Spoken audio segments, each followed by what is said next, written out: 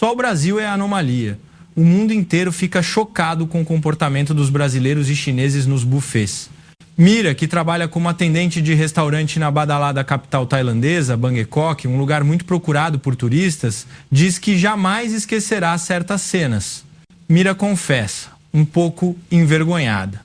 Para ser honesta, no começo eu tinha uma certa aversão aos brasileiros. Ela explica que, ao começar a trabalhar no hotel, encontrou muitos hóspedes que mal falavam inglês, o que a deixava muito estressada. Ela comenta que os brasileiros, em particular, tinham essa tendência, não falavam inglês. No início, Mira ficou muito surpresa, pois pensava que seria natural que estrangeiros hospedados em hotéis de luxo falassem inglês. No entanto, muitos brasileiros tinham dificuldade até com frases simples em inglês e ficavam desorientados com instruções fáceis. Na verdade, embora a educação em inglês seja difundida no Brasil, no dia a dia da comunicação rápida, muitas pessoas são reservadas. Disse que o número de brasileiros que falam inglês fluentemente representa uma minoria da população.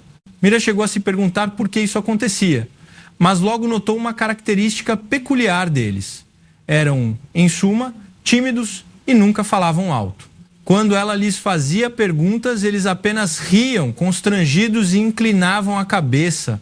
Ela diz que, no início, ficava até irritada com essa atitude silenciosa.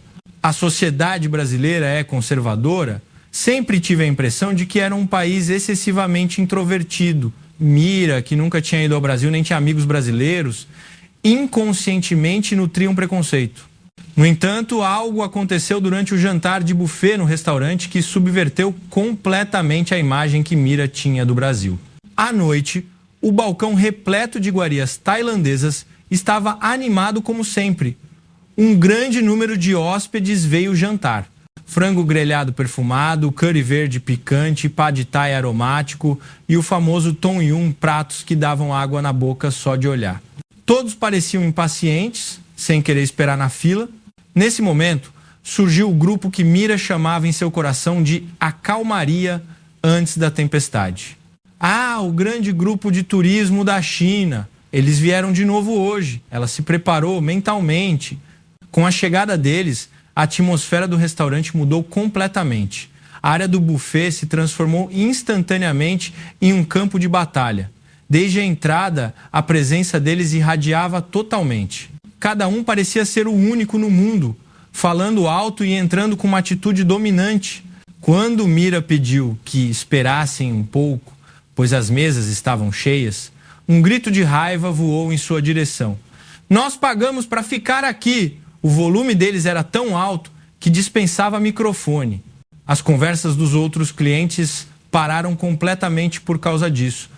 Uma vez confirmadas as mesas, o show começou oficialmente.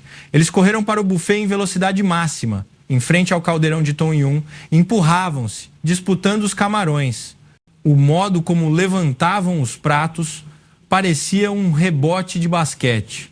Eles pegavam descaradamente porções que obviamente eram mais do que para uma pessoa. E isso era só o começo. Alguns chegavam a empilhar a comida em seus pratos, formando torres que beiravam a arte.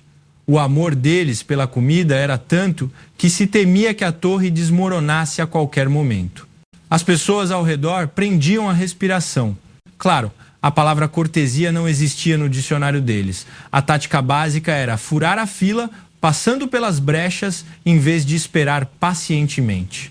A filosofia deles parecia ser que ser educado diante de comida deliciosa era perda de tempo. E o que se seguia era ainda mais surpreendente. A gritaria cessava. Pegar com as mãos era o estilo instintivo deles. Eles deixavam calmamente as porções não consumidas e seguiam sorrindo para o próximo alvo. A mesa ficava cheia de pratos intocados.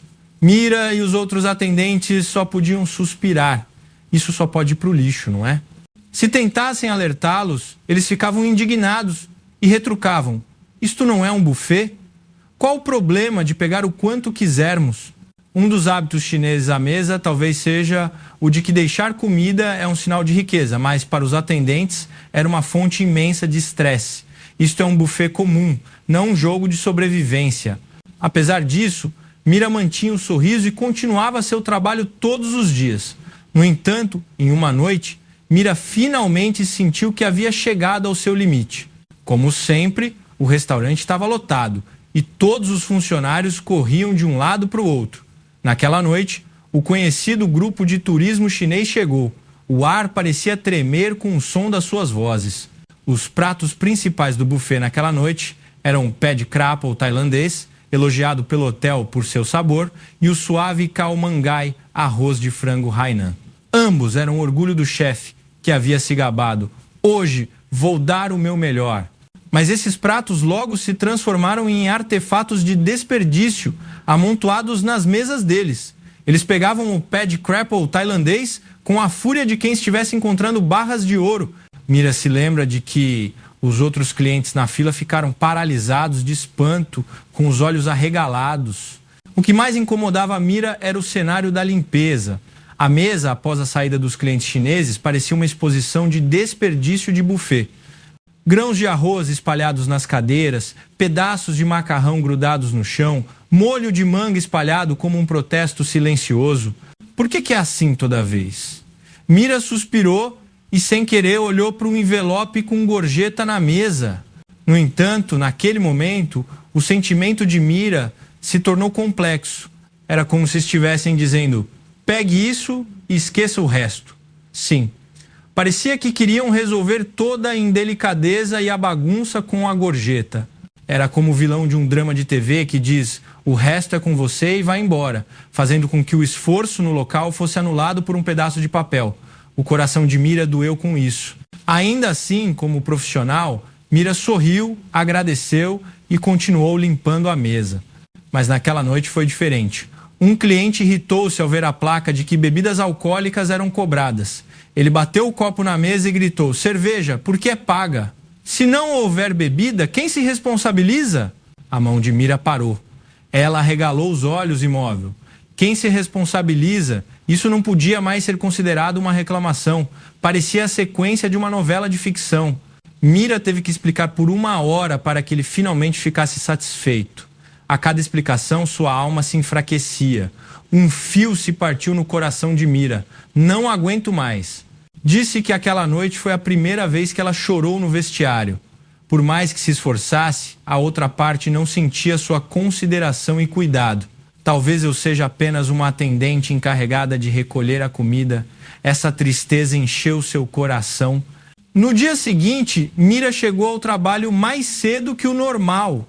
Não tinham se passado nem 24 horas desde a absurda teoria de que, se não houver bebida, quem se responsabiliza? Ela rezava em silêncio por um dia de paz. Foi então que um grupo de 8 pessoas asiáticas apareceu na entrada do restaurante. Um casal mais velho, 2 casais jovens que pareciam seus filhos, e as crianças, seus rostos expressavam a tranquilidade de quem desfrutava de um passeio. O senhor mais velho perguntou em inglês, mas de forma extremamente cortês: podemos entrar? Mira ficou chocada com a frase. Eles não tinham a atitude de que é natural que entremos, mas sim a modéstia e a cortesia de se preocuparem por serem um grupo grande. O quê? Podemos entrar? Claro que podem. Embora as mesas estivessem prontas, o pedido educado deles fez Mira se sentir um pouco envergonhada. Eles são brasileiros, pensou Mira. Ah, de novo aqueles clientes brasileiros excessivamente silenciosos, mas é melhor do que barulhentos, não é? No entanto, enquanto ela os guiava para a mesa, as crianças eram guiadas pelos pais e não pulavam nem falavam alto. Mira olhou para a área do buffet. Como esperado, as comidas populares já estavam começando a atrair uma multidão. Curry verde profundo, rolinhos primavera e saladas diversas. Frango grelhado perfumado e o picante e azedo Tom Yum. Pela experiência de Mira, se o grupo de turismo chinês estivesse lá, uma batalha pela comida certamente teria estourado, mas esse grupo brasileiro era diferente. Diante da variedade de pratos populares, nenhum deles encheu o prato. Eles apenas pegavam pequenas porções de cada prato e saboreavam lentamente. O que mais confundiu Mira foi a seção de curry verde. Se fosse o grupo chinês, eles pegariam com a força de quem quase esvaziasse o caldeirão, mas os brasileiros não. Eles não furavam a fila nem invadiam a multidão. Se havia alguém na frente, esperavam pacientemente. Do ponto de vista de um observador, a cultura da fila parecia estar em seu sangue. Quando chegava a vez deles, pegavam apenas uma pequena quantidade e a colocavam em um canto do prato com cuidado. A atitude dava a sensação de que não estavam desfrutando de um buffet all you can eat, mas sim de que estavam sendo cautelosos, experimentando primeiro. O mais surpreendente foi o que aconteceu quando um menino de cerca de 10 anos pegou um prato. Quando sua pequena mão acidentalmente derrubou um garfo, a criança imediatamente fez uma pequena reverência para Mira e disse: "Desculpe." Os pais também correram pedindo desculpas com muita cortesia. "Pedimos imensas desculpas." Que falta de educação! Essa interação extremamente educada fez Mira ter a ilusão de que não estava na área de buffet de um hotel, mas sim um evento de degustação de alta classe. Eles pegavam a comida, comiam e conversavam sorrindo, sem perturbar em nada os outros clientes. Mira ficou genuinamente chocada com a existência de hóspedes cuja presença era tão silenciosa e confortável como o ar. Por quê? Por que são tão diferentes? Mira continuava pensando sobre a cena da refeição reservada dos brasileiros. Ela não pôde deixar de murmurar para si mesma: será que a comida tailandesa não agradou o paladar deles? Como eles estavam sendo excessivamente reservados e educados, Mira pensou que talvez não tivessem gostado do sabor. Então Mira reuniu coragem e decidiu perguntar proativamente: "A comida está a gosto de vocês?" Ela perguntou gentilmente, com um toque de ansiedade. Eles imediatamente sorriram, com os rostos iluminados. "Sim, está delicioso. Adoramos comida tailandesa." Ao ouvir a resposta, Mira não pôde deixar de arregalar os olhos. "Ah, está delicioso? Então não podem comer mais?" Mira se sentiu aliviada porque a resposta deles foi mais amigável do que esperava. Em seguida, ela pegou seu celular e usou um aplicativo de tradução para mostrar uma mensagem. "Por que vocês pegam tão pouco? É um buffet, podem comer mais." Um dos senhores do grupo imediatamente pegou seu próprio celular e mostrou-lhe a tela do tradutor. Nela estava escrito: "Comida tão deliciosa, os outros clientes também devem querer comer. Não podemos monopolizar o que é bom. O que é gostoso deve ser compartilhado por todos." Naquele instante, o tempo pareceu parar. Aquela frase fez Mira se sentir iluminada. O quê? Existe esse tipo de pensamento? Para Mira, que estava imersa na cultura de que buffet é quem chega primeiro leva, pegar é lucro e não comer é prejuízo, essa mentalidade veio de outra dimensão. A frase "porque é gostoso, quero compartilhar" a fez despertar. Mira sentiu intensamente que as ações daquele grupo brasileiro iam além da mera cortesia. O comportamento deles vinha da consideração e cuidado com os outros. E esse cuidado se estendia até os funcionários. Quando ela se esforçava para explicar os pratos, eles sorriam e diziam "obrigado." Mesmo que fosse apenas para colocar água em sua mesa, eles repetiam "obrigado" várias vezes. Quando ela se preparava para recolher os pratos, havia até quem os entregasse proativamente. A atitude deles aqueceu o coração de Mira. Ela sentiu, sinceramente, que aquelas pessoas não estavam ali apenas para comer. Eles valorizavam o espaço para que todos, inclusive a equipe, pudessem passar um tempo agradável. Houve outro momento inesquecível. Uma menina sussurrou: "Mamãe, a comida fica mais gostosa quando todo mundo compartilha, não é?" Ao ouvir isso, Mira pensou: essa criança, quando crescer, será alguém que saberá valorizar os outros. Assim, a noite tranquila e agradável com os brasileiros chegou ao fim. Mas não foi um final, e sim o começo do desejo de Mira de entender mais sobre o Brasil. Mira já tinha ouvido a frase "o cliente tem sempre razão", mas em sua experiência ela quase nunca tinha sentido de verdade. Pelo contrário, ela lidava diariamente com pessoas que agiam como reis, rugindo como deuses, em vez de serem clientes. Mas os brasileiros eram diferentes. Eles não usavam o status de cliente como escudo, mas sim pareciam estar sempre conscientes de que eram a parte que estava recebendo o serviço. Obrigado. Essa foi a palavra que disseram inúmeras vezes naquela noite. Mesmo que a explicação não fosse clara, eles sorriam, acenavam com a cabeça e diziam: não tem problema e, novamente, obrigado. Era como mágica. Quantas vezes aquela frase curta salvou Mira e seus colegas? Aquilo não era dito por terem recebido o serviço, mas estava cheio de emoção genuína. Eram palavras naturais e calorosas. O mais surpreendente era o comportamento deles. Quando a criança derrubava um garfo, os pais rapidamente o pegavam e se desculpavam, dizendo imensas desculpas. Eles empilhavam os pratos usados na mesa para facilitar a limpeza. Se talheres ou molho caíam, eles não ignoravam, mas os pegavam e os entregavam, dizendo, por favor, troque. Quando alguém tentava puxar a cadeira da mesa vizinha, eles recolhiam a sua própria cadeira ligeiramente para dentro para abrir caminho. Naquele espaço, pairava uma atmosfera de que todos estavam usando o restaurante como um espaço comum, com cortesia mútua. Mira pensou, essas pessoas não são clientes, mas sim participantes conjuntos. No palco do restaurante, às vezes o atendente é o protagonista, às vezes o prato é o protagonista, mas em todos esses momentos os brasileiros eram companheiros silenciosos. Era um tipo de respeito que não estava escrito em nenhum manual. E isso não se limitava ao restaurante. Era um sentimento unânime entre todos os funcionários do hotel. Os hóspedes brasileiros são realmente diferentes. São pessoas que agem pensando nos outros. Nós é que recebemos força deles. Não apenas Mira, mas também os chefes, a equipe da recepção e as arrumadeiras, todos ficaram comovidos com o comportamento deles. Após o trabalho no restaurante, Mira frequentemente conversava com Pamela, uma arrumadeira, no vestiário. Naquele dia, o assunto naturalmente passou do grupo brasileiro que acabara de fazer o check-out para os quartos. Ei, Mira, você viu o quarto dos brasileiros? Perguntou Pamela assim que começou a falar.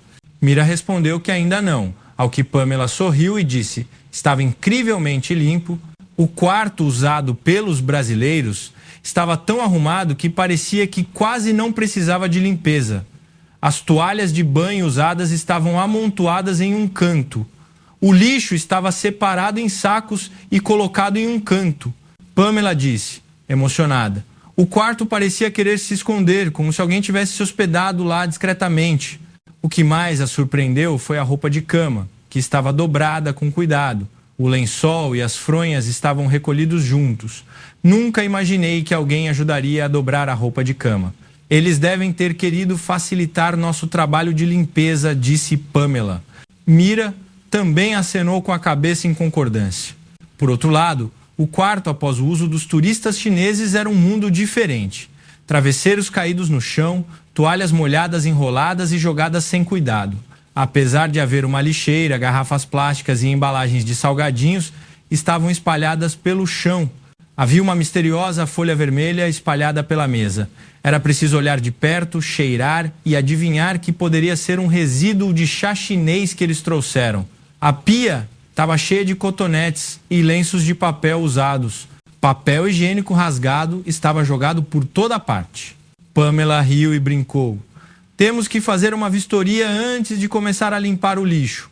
Ela disse que, é claro, havia também clientes chineses educados, mas quando se hospedavam em grupo, a probabilidade de o quarto ficar bagunçado aumentava consideravelmente. E muitas vezes havia um envelope com uma quantia considerável de gorjeta, mas Pamela frequentemente sentia um vazio. Ela disse, embora o dinheiro seja apreciado, para ser honesta, o que mais nos alegra é um quarto mantido limpo, pensando no próximo usuário. E nesse caso, os brasileiros não deixaram trocados, mas sim rastros de bondade. Um bilhete manuscrito de thank you, uma toalha dobrada com carinho e a atmosfera de limpeza que se sentia ao entrar no quarto. Eles não deixaram trocados, mas o coração deles certamente ficou ali. Mira concordou com Pamela. O trabalho de limpeza, embora nem sempre seja notado, é o local onde se pode ver a essência de uma pessoa. Os funcionários eram unânimes em dizer: os brasileiros pensam nos outros, nos lugares que não são vistos. Não se trata apenas da própria conveniência, mas de imaginar o sentimento de quem virá depois. Isso era exatamente o que Mira havia sentido no restaurante. Embora o país e o idioma fossem diferentes, bastava ver o quarto para entender imediatamente que aquelas pessoas viviam para os outros. Uma pessoa podia ser compreendida através de um simples ato. Enquanto esse sentimento permanecia no coração de Mira, ela começou a confrontar seus próprios preconceitos. Para ser sincera, no começo eu não tinha uma boa impressão dos brasileiros, mas agora é totalmente diferente. Foi aquela noite no restaurante e aqueles quartos de hotel limpos que a ensinaram que mesmo sem palavras, o coração pode se comunicar. Ela nunca tinha imaginado que mesmo não falando inglês, eles pudessem transmitir tanto. Cada brasileiro assumia a consideração pelo sentimento do outro como algo natural. Mira sentiu que isso não era apenas uma regra, mas a própria cultura formada naturalmente desde a infância. O fato de até as crianças falarem em considerar os outros mostrava que a educação familiar era sólida. Acho que naquela sociedade, a ideia de pensar nos outros é muito difundida. Mira sempre acreditou que os próprios tailandeses tinham uma índole gentil e cortês, mas no comportamento dos brasileiros havia um nível mais profundo de consideração.